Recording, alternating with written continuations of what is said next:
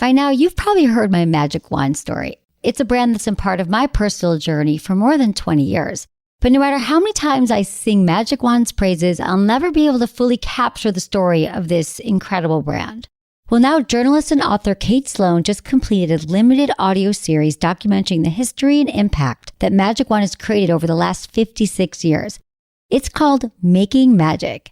And the series chronicles Magic Wand's incredible brand story through interviews with nearly 40 experts, performers, business owners, educators, and fans. So I got a sneak preview of the series, and what I loved is that Kate weaves together snippets from all their interviews into this amazing story arc. She covers Magic Wand's journey from appliance store massager to its legendary influence on culture and sexual independence, and it's all just fascinating. The first episodes of Making Magic are available now at makingmagicseries.com or on all popular podcast platforms. Just search for Making Magic or visit makingmagicseries.com today.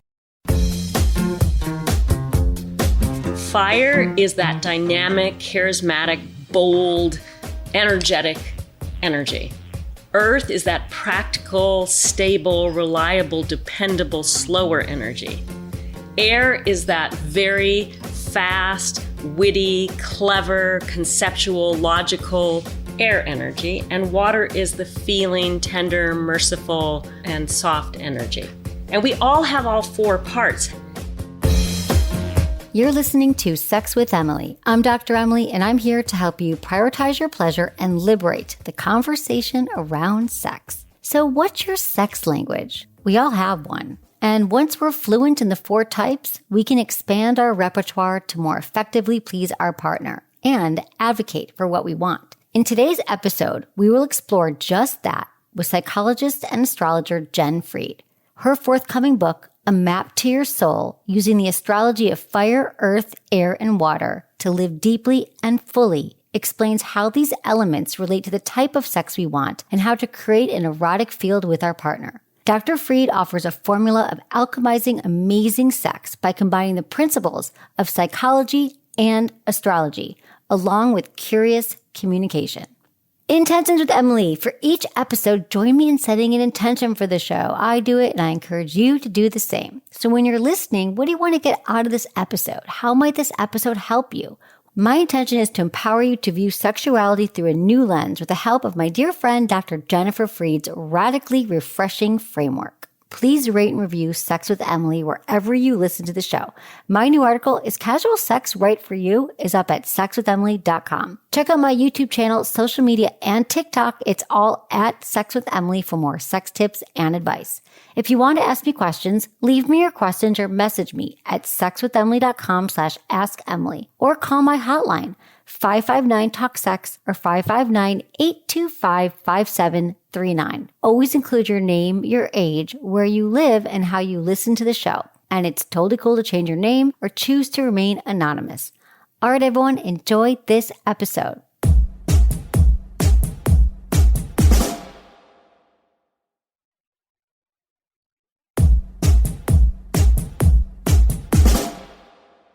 Dr. Jennifer Fried is the best-selling author of Use Your Planets Wisely, Peace Q, and more. A renowned psychological astrologer, Dr. Fried is a regular contributor to Goop, the co-founder of a social-emotional learning nonprofit, and a sought-after media expert on relational astrology.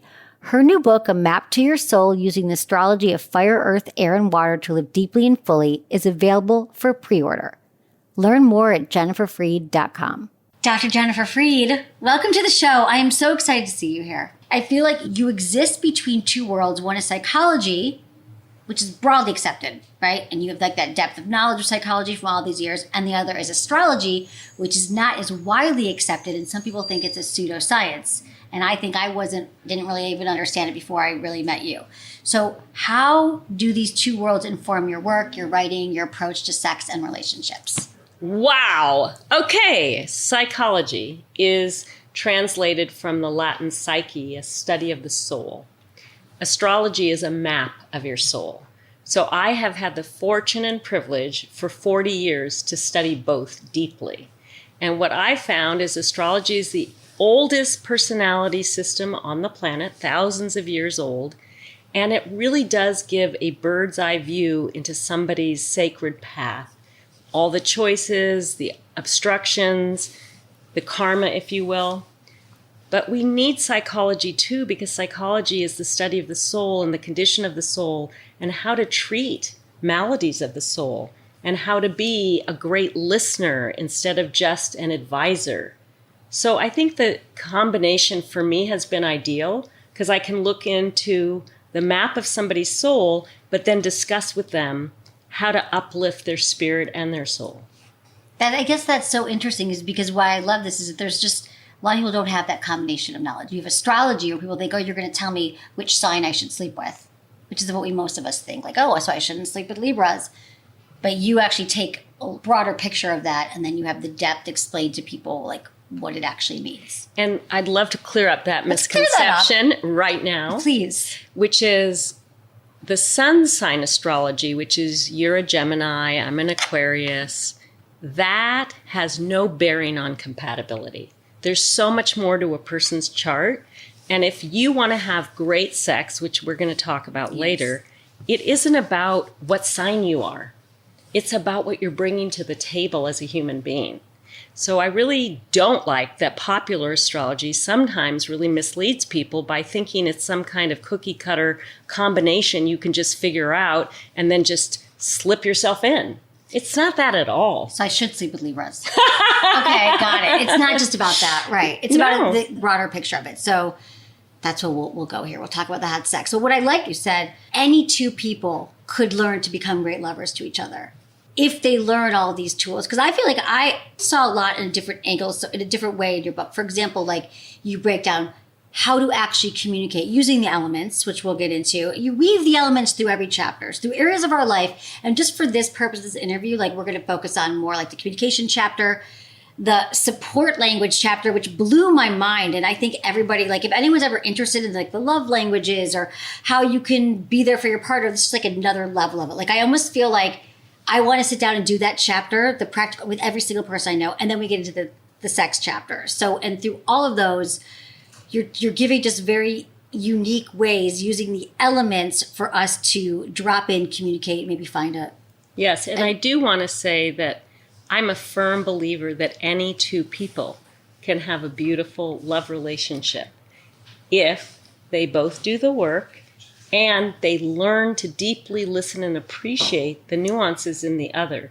And I've listened a lot to your show, and that's why you and I connect so deeply, because your message is always the same. Communicate. Communicate. Don't mind read. Don't assume. All the things we often do because we've had this mythology that hot sex should be automatic, instant, and nobody should have to wonder a thing. And it's really harmful because that's not really what happens. It's not what happens at all. So it's communication. So we could start with communication. And how to, in this book, I think you really cover it in a unique way. I break it down into 4 elements. And we are all very unique in our communication patterns. So an air person likes to communicate ideas, likes to share information, wants to have knowledge on something, likes to gossip. It's very above the body. It's kind of in the conceptual. But then you have an earth person that likes the details, chunk it down. What's the practicality of what we're talking about? What's the bottom line of what we're talking about? But then you have the fire person that just like passionately engaged in conversation, interrupting because they're excited and they're thrilled to tell you what's going on. And it's very immediate, right? And then you have the water person who's very sensitive and listening on a feeling level and might feel sad when you say something or feel very tenderly toward you. 4 different channels of communication. And if you really want to get to know somebody, first start reading what channel they're on. And the other thing I want to say about communication, because you talk a lot about this, is people really misunderstand what deep listening is. We often think of deep listening as identifying. Like you say something, oh, Matt and I are doing this. And I say, oh, me and Randy are doing this. And then that's identifying, but it's not deep listening because now I've hijacked the conversation to be about me. Earth signs love to give advice. So you'll start talking about you and JoJo and how JoJo gets anxious when you go out of town. And the Earth sign will say, well, then I know the perfect pet sitter, and you're going to have to do this, and you're going to have to do this. But again, not deep listening, because now they're telling you what road you should walk on. The water sign might get very mergy with you. So like you're upset about something, now I'm really upset about something. You have a stomach ache, now I have a stomach ache. Again, not deep listening because I've merged. I'm no longer objectively listening to you. And so part of the art of listening deeply is curiosity without reactivity. Okay. So for example, you can tell me right now and the listeners, what's the most stressful thing going on in your life right now? For me, I would say that my book being due very shortly, that I'm passionate about, but it's like due like in a week. Yes. So if I were to misbehave as a deep listener, I would say, oh yeah, I know what it's like to do a book. And oh my God, let me tell you how to get that done. And oh, that's so painful about your book. And see, all of these are ways I'll make it about me. Instead of, I could ask an open-ended question. Tell me what part of having to get it done is the hardest for you. The hardest part is finding the time in all that I am doing right now, because it's one of many, many exciting projects happening in my life right now. So it's time. Yes. Management. And then again, because I know you and love you, you are a Gemini who thrives in variety, but also feels overwhelmed by that. So tell me, what have you learned about when you're doing many things helps you get the thing done? What have you learned? I have a really good team around me who helps me stay focused. Yeah, that's yes. it. Otherwise, I'm off in a million places. So leaning into the team. Leaning into my excellent support. Yeah. So to me, now I'm getting to know you and listening to you instead of, oh, I'm over here with all kinds of ways that I haven't really attended to you. This deep listening part, I read that a few times because I love the examples that you give. Like we just did, I love doing live examples from each other because first of all, most of us do that. And we all do it from a place of like wanting to be a good friend and a good listener. But even though we just gave the example of how all four elements, no matter what element you lean towards does it, it's almost like we're all doing it wrong pretty much, unless we've learned this. This is a skill set. Yes. I want to give credit to Rendy, my partner, and to me. We've been teaching this for 23 years to educators, teens, and parents, and couples and families, because no one was taught how to listen. And those other ways are not wrong. We all do them because we want to connect. We want to feel like we matter and we're relevant. But when you actually stop and deeply listen to somebody without your agenda, we've noticed that people just blossom. So the two things that we have to do is be curious and non-judgmental, just open. Yeah, curious, non-judgmental. And I think for me, but I've got a lot of fire, is don't be future thinking the conversation. What I'm always doing is like, yeah, I know what you're going to say. And then where are we going to talk about next? And like, the train's already gone. Exactly. And that's not being present. So you know and I know to be a great lover. So we'll put it back in that context. You can't be like kissing somebody's neck and then you're thinking already as you're kissing their neck, what about nibbling their toes? You're not there. You're present. So this is all a practice of presence that leads to erotic and sensual and love connection. Using the elements, and can we break that down for a second? Because I do think that that's what we do in all of your chapters and all the domains you go through. You wire it through the elements. So can we just explain that a little bit more? Because we all sort of, just because I'm a Gemini, so I'm an air sign, doesn't necessarily mean, like I have all different parts of it inside Yes, me. we all have the four elements within ourselves and within our charts. And I'll break them down pretty simply. Fire is that dynamic, charismatic, bold, energetic energy. Earth is that practical, stable, reliable, dependable, slower energy. Air is that very fast, witty, clever, conceptual, logical air energy. And water is the feeling, tender, merciful, and soft energy. And we all have all four parts. However, everyone listening, including you and I, can say pretty quickly which ones are we the most into and which ones are weaker. Okay. And I know for me, my weaker is water and my weaker is earth. Hence, my partner notices that I don't always attend to the details of the house. So as I improve on Earth, I actually improve on all my relationships because it's my weaker element. Okay. And so what would you say are your I two would say, steps? so that's Earth for sure. Yeah. Earth is my weak. Like I know that I need to ground, and I know, and then I would say water probably too, the same. Yeah, What I would think you we say? are similar. Yes, because both of us are very quick and very passionate and have a lot of ideas. I have idea euphoria. I think you have it too. Idea euphoria. That's a term I love I've coined that. because I just sometimes I'm up at 3 a.m. going, will you shut up the frickin' mind? Why do I have to think about this now? Idea euphoria. But both of us need to do a lot of therapy in EMDR. And both of us need to do a lot of slowing down and paying close attention to what's really in front of us, which is Earth. And I know for me, if I don't do the therapy, I can get so in my head and I can get so spun out on my passionate ideas that I actually am not very connected to myself or others. Oh, that's so true. That's exactly what happens, right? Yes. But that's what we love about ourselves. But we have to ground. So this whole book is kind of giving tools on how we can see this in ourselves and the different activities we can do to actually ground in it. That is that. Yes, in my dream, I have a big dream that people will get together as families, couples, groups, organizations, and do a lot of these exercises together, because to really love somebody is to know them. And so much of relationship is projection. Oh, I know you because I imagine this about you, not because I actually know you.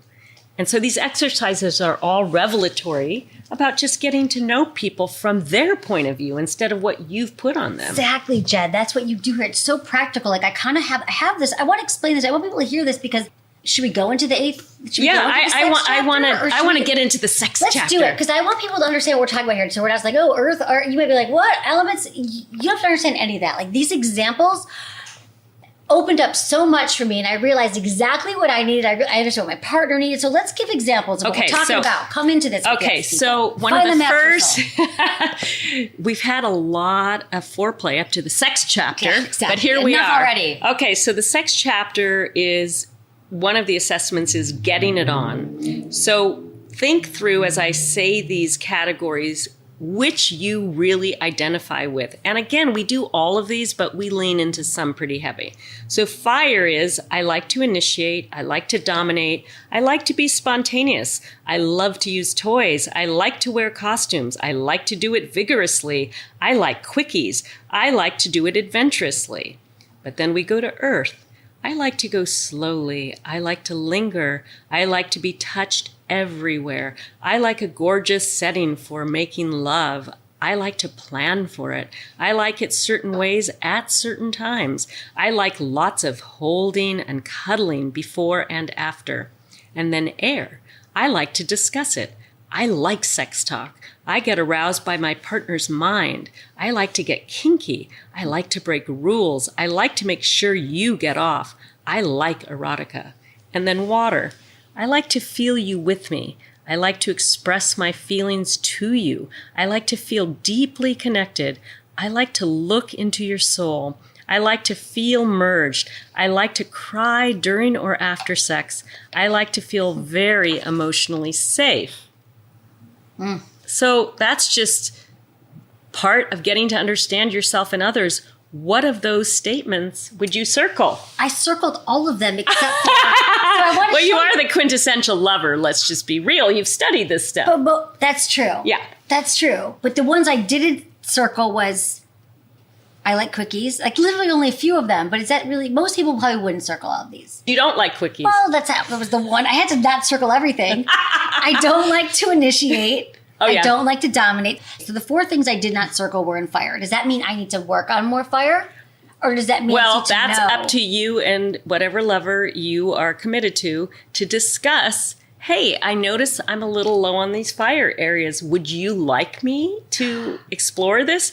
Or maybe they're like, no, I don't need you to do that at all. Because to me, that's it. A full life is being fully expressed. It doesn't mean we actually have to do everything at all times. But if you really love somebody, you might be interested in what they would like you to do more or less of. Oh, and the other thing in Earth, I didn't highlight I like to plan for it because I'm not a planner. So that'd be really, if I was in charge of planning, it probably wouldn't happen. But so for most people, they would go through it. It just gives them suggestions to think about what they actually like, which I kind of which I love.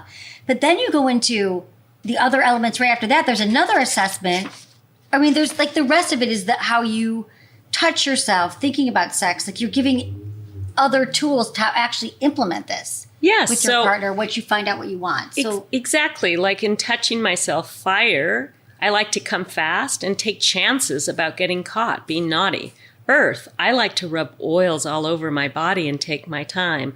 I'll give you an example here. I had a client once, I won't say her name, but she would take 45-minute showers, and in that shower, she would touch and caress every single part of her body. Super like triple earth. Wow. She just could not get enough of touching herself and putting stuff on herself. Okay, air. I like to think about it a lot before I do it and tell myself sexy things. So, people with a lot of air, when they're touching themselves, they're still in their head, but they get off on it. And the things that they're visualizing and thinking about and saying. And just yesterday, unfortunately, I had a man inappropriately tell me about his new lover and what he likes and what he doesn't like. I didn't ask him. He just jumped in. By the way, don't do that. Anyway, he was saying, yeah, and I like to say a lot of things while I'm getting it on, and don't ever tell me to shut up. I'm like, okay, moving on. Anyway, but I mean, that's his story. And good to know for his lover, not for somebody that he hardly knows. Exactly. Okay. He overshares. Yeah. More with Jen Fried after the break. But don't forget, you can use my code Emily until September 20th at jenniferfried.com when you order her book to receive exclusive gifts, including the sex deck. Be sure you pre-order the book and use code Emily.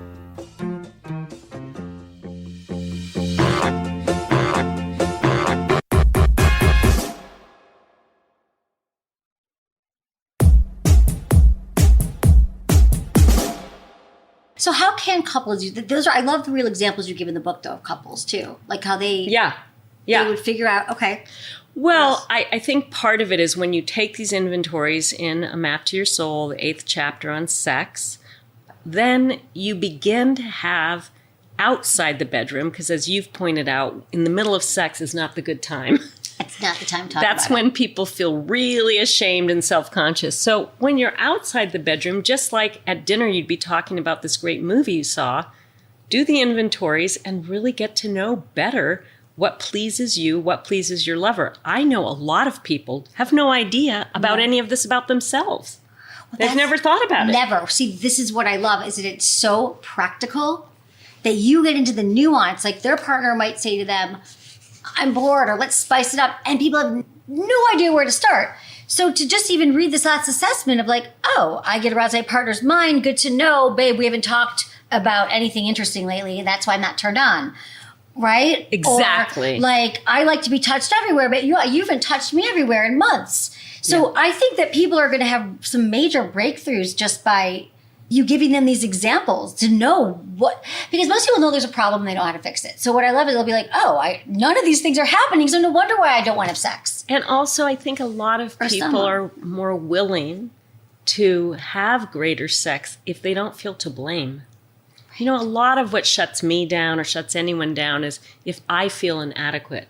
If I somehow am guessing it's not me that can change this thing, it's kind of out of my hands.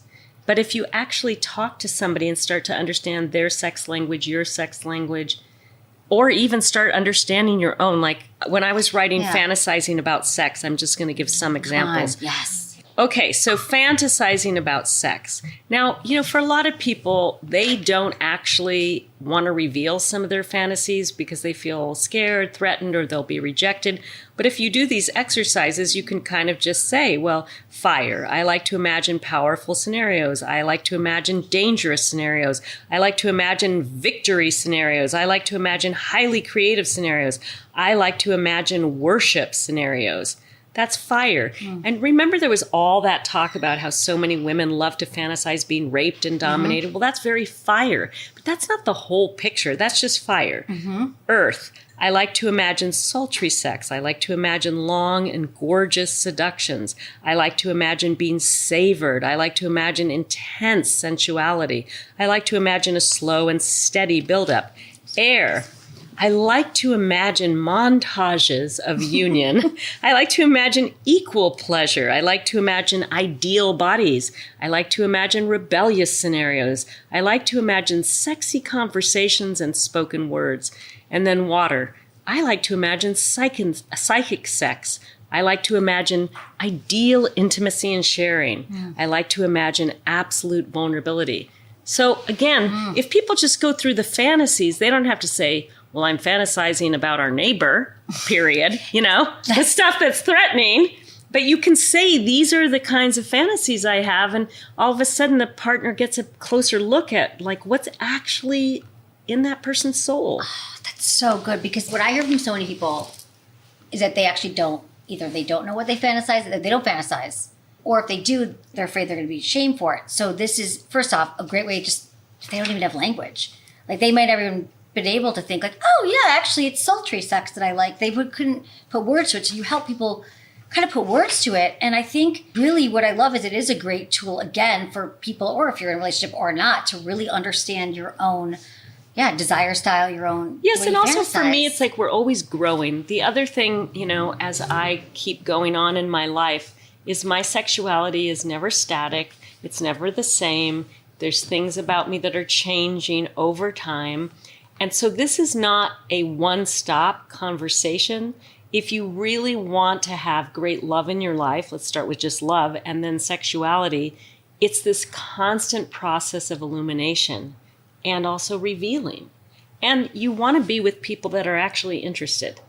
Do this first with your partner then. Yeah. Test if they're down with it. Yeah. Right? Well, especially it depends. You have an audience where some people want to just have mechanically great sex and they don't really need or want the emotional intimacy, so I want to validate that. But many people ask me, and I know they've asked you, how do I actually have it on all cylinders where we're connected? And there's no magic formula. There's just this process of getting to know somebody and being honest and willing to share your insecurities and also all of these different aspects of yourself. So really that's such a great way to put it, because what we're saying is this is the way to have that connected sex that a lot of us want, the more depth. Yeah. Which I think ultimately, yes, mechanics are great. We all want to know how different ways to do doggy style and all that. But ultimately, I do think if given the tools, most people eventually at some point crave this. Well, let's declare that Emily and I have been around the block. So What's true is this, that when I was young, I wasn't that developed, and I mistook mechanical connected sex for sublime sex. And I'm not mad or sad about that. But when you actually connect with somebody on what I would call all the chakras, and then you have a sexual union and you can actually get up from that sexual encounter and look somebody still in the eye and still want to have a meal with them and still want to talk to them, that's mind-blowing, heart-blowing sex. It's a whole nother category. Well, I'm going to assume that what you just painted of that is goals for people. That they would kind of, because, right, I think all people want to be in a relationship with someone they want to have sex with and have dinner with. That's not such a stretch. When you talk about the subtle sexual field and you said, I'm curious. The subtle sexual field, to me, can be very much gendered in this way. We know that people that identify as female generally like a lot of courtship to have a great sexual experience, generally. But I also know a lot of identifying males that also like this. But the subtle sexual field is, how do you create an erotic field that sex is a natural outcome of all those other interactions? I have a whole list that you can pick from about how do you actually cultivate the subtle sexual field. I think it's very weird, and I've heard this from a lot of couples, that somebody's just doing banking and billing and then goes, okay, let's do it. It happens all the time. I understand, but it's not usually that sexy. It's not. And so there's just this idea that everybody should be ever ready to be, have a boner and get it on and do it. And it's not fair to anybody. Whereas if you live in this erotic cultivated field, then you just slip from holding hands or joking to kissing. It's not such a big leap. But I think a lot of people take for granted that sexuality is available with no effort. No effort. How do we make that available? Well, I think the effort. So let's talk about it. So good. We do want So the people that love fire sexual subtle field like favorite foods presented in a celebratory way. They like sexy underwear. They love picking out sex toys and fantasies together. They want to do a naughty adventure. They might like role play and dress up fantasies. But earth sexual subtle field people like a lot of petting and hair touching, and they like head and shoulder and foot massages. That would be me. Mm-hmm. They like flirty dancing. They like active and frequent physical affirmations like you look great, you look gorgeous, all of that. Yep. They like stroking and caressing with real presence instead of like, where are we ending up? And air people love to have a lot of humor and inside jokes. They like romantic dates without distractions. They like to talk about sex a lot that feels good to both people. They like to read erotica or watch it. They love suggestive text messages. These are the sexters. They like voice messages. They save them and, savor them. They like handwritten notes. They like hidden sticky notes with private little messages. And the water people really need to feel safe emotionally. So that means you listen to them, you actually make eye contact, you do the deep listening, you do acknowledge all their exquisite tenderness, and maybe you do some body painting under soft light. Or that. Yeah, or that. Just get some paints. So in looking at all these, I could just see going through here, and again, I like a lot of these things. But I think that for most people, they're not going to be checking all of these things. And what a great, right? So then how we would use this is first off, just knowing what we're into and suggestions too. Here's what I would say. If anybody's complaining that they're in a relationship that isn't really as sexually satisfying as they want, this is just an entire repertoire of things they can start to investigate. Like I think when people slow down or get bored or whatever's happening, instead of shutting down, just everybody get more open and go, well, let's investigate. Because it's effort. A great sex life in the beginning could be just everything seems to be banging great. Mm-hmm. But that's the beginning out of tons of drugs in your brain. Mm-hmm. And we love those drugs. We love those drugs. And we never want to dismiss the power of the drugs. But you can actually create some of those drugs by doing some of this kind of inventory and doing some experiments. So how so? How do we create the drugs from that? Well, oxytocin, the bonding one, that's so important. And if you actually attune to somebody's erotic needs and desires, you fuel that drug for sure. And serotonin, the positive mood, well, I can tell you, because I have a lot of fire, that when I dance with my partner, when we're joking, when we laugh hysterically, my serotonin bumps way up. So that's another positive drug. The cocktail that comes from that first sexual... This is how we mimic it. This is how we do it again. We can do it again. And the dopamine, the pleasure. Well, again, I've got a lot of earth in the sexual field. So it's like if somebody's rubbing my head and feet, not somebody, it's my partner. When they're rubbing my head and feet, I just get so saturated with dopamine, I can almost drool thinking about it. I just did. Right. Yes. Touch my feet, touch my No, hands. but so those are the drugs that we instantaneously had when we were in the projection stage called dating. Mm-hmm. But if you want to recreate them, you've got tools. There's ways. There's hacks. I know that this book will help so many people. I just love the way, whether you're into astrology or the elements or the air stuff, if or the elements part, if it doesn't resonate with you, I love that in each important category of your life, communicating, knowing how to support a lover or a partner or your staff. I want my whole staff to do some of these chapters together. This is going to be such an incredible tool for everyone. So I want people to get this book. And so as a result of that, I want you all to get it. And she's a dear friend and it's going to help you. Jen said, because we want you to sign up for it. Yeah, if you pre-order in the next 7 days. 7 days. 7 days.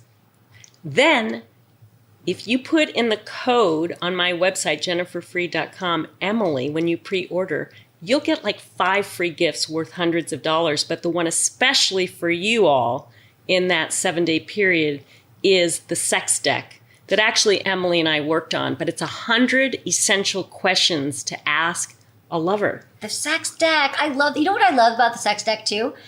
Is that a lot of you always ask me, how do I get my partner to talk about sex? Or if I'm on a date with someone, what do we talk about? You could just, now it's a digital format, which is even better because you'll always have that on your phone. And you could like ask your partner, like an example question would be what, like in the deck? Like what was the formative experience that helped your sexual identity? Something like that. Right. Or what is your absolute turnoffs? What are your turn-ons? How did you first learn about sex? I mean, they go all over the place because there's 100 questions. Oh. But yes, you can take out your phone, just start asking and say, are you willing to do this with me if you're starting to date somebody? That's a good sign if they say yes. Well, I love this too. The people that say no are not your, I don't think they should be your people. We have an opinion on this. I have an opinion on it. If you're dating somebody and they already are a no about talking about their sex life, probably somebody you're not going to end up having the best relationship with because that's a withhold. And yes, people are private and some people are shy. And here's a rule we could say about the sex deck that I think is important. There are 100 questions. Some of them are deeper than others. You can do most of the questions and say pass on some of them. This isn't like a confessional. You don't have to answer all the questions. That's a great point. But it will help because what we're all about, and I always say this, and it's true, it is all about communication. If we can't communicate, we're not going to get any of our needs met. We're really not. No. And if we don't learn how to communicate, but then also learn how to ask our partner for what we want and know what we want. That's what this whole book is about. Yeah. And the cards. The sex deck. Can I get the sex deck ahead of time now? Yeah, of course. I kind of want to do it tonight. That's why I'm asking. I don't think with my partner. Yeah, now you can do it with your partner. Yeah, can I do it after dinner? Because Emily and I are going to see my brother. I don't think I want to do it with my brother. Just saying.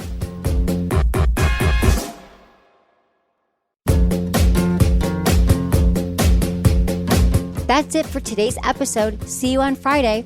Thanks for listening to Sex with Emily. Be sure to like, subscribe, and give us a review wherever you listen to the podcast and share this with a friend or partner. You can find me on YouTube, Instagram, Facebook, and Twitter at Sex with Emily. Oh, I've been told I give really good email. So sign up at sexwithemily.com. And while you're there, check out my free guides and articles for more ways to prioritize your pleasure. If you'd like to ask me about your sex life, dating, or relationships, call my hotline, 559-TALK-SEX. That's 559-825-5739. Or go to sexwithemily.com/askemily. Special thanks to Acast for powering the Sex with Emily podcast.